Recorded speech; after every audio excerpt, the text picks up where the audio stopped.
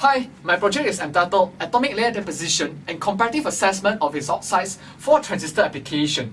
So what is exactly Atomic Layer Deposition? Atomic Layer Deposition, or ALD in short, is a technique that has recently taken much spotlight as a potential alternative for thin film deposition manufacturing technology.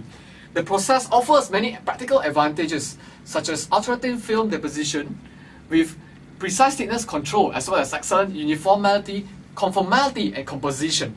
ALD has broad variety of applications ranging from nanoelectronics, wear resistance and optics. ALD itself is a cyclic deposition technique based on self-limiting film growth mechanism via a saturative surface reaction.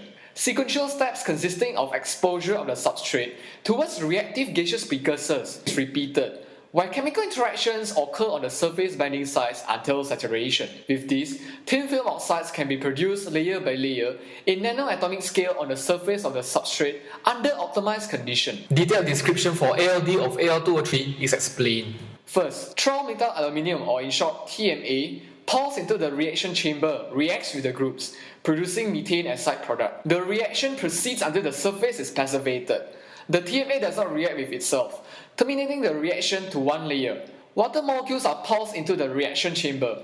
They react with the dangling methyl groups, forming LO bridges and hydroxyl groups that is ready to react with the next TMA pulse cycle. These cyclic steps are repeated to deposit multiple layers of thin film. On the other hand, a metal oxide semiconductor field effect transistor, or MOSFET in short, operates by generating electric field to control movement of electrons. Here, the semiconductor is coated with layers of metal and oxide dielectric. It has three main electrical contacts: source, drain, and gate. Under normal circumstances, although there are extra electrons in the N-type source and drain, they are not able to flow from one to another due to the positive holes in between them. However, by applying small positive bias on the gate, the resulting electric field made possible large amount of current flow. Historically, the thermally grown silicon dioxide may result in high leakage current to the gate. To overcome this, thickness should be increased. However, based on the formula where ER or K is the dielectric constant, capacitance may be reduced. For this, high K thin film oxide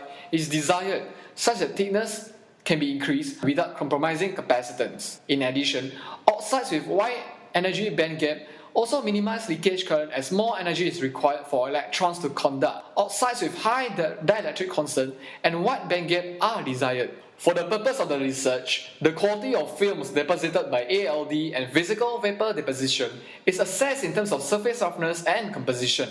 Following this, Al2O3 and TiO2 that has wide band gap and high K respectively, are analysed in terms of their leakage current electrical properties. In addition, bilayer of the two is also examined in an effort to combine both properties. For the actual experimental procedure for Al2O3, the gaseous precursors were trimetal aluminium and water, while for TiO2, the precursors were TiCl4 and water. Under the parameter as shown, ALD was performed to coat the semiconductor. Bilayer was formed by depositing Al2O3 followed by TiO2. For film characterization, for analysis of surface roughness, atomic force microscopy was used. To analyze composition of deposited film, secondary ion mass spectrometry was used. Leakage current was analyzed by Hewlett-Packard 4140B, where current flow was measured for bias ranging from -3 volts to +3 volts applied on the gate. For atomic force microscopy, results showed how PVD gave rougher film surface than ALD. Identified reason was that in PVD,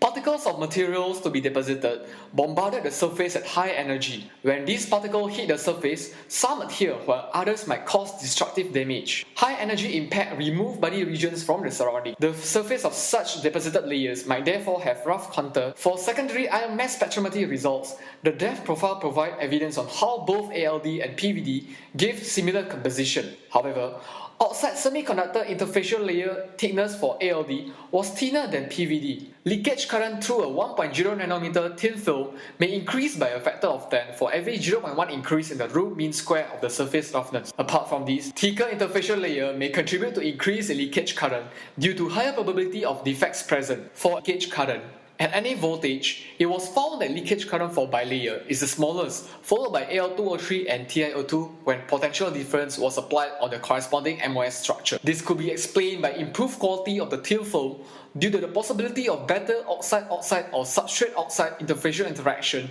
as in bilayer, as well as the successful integration of the advantageous properties of high K and wide bandgap.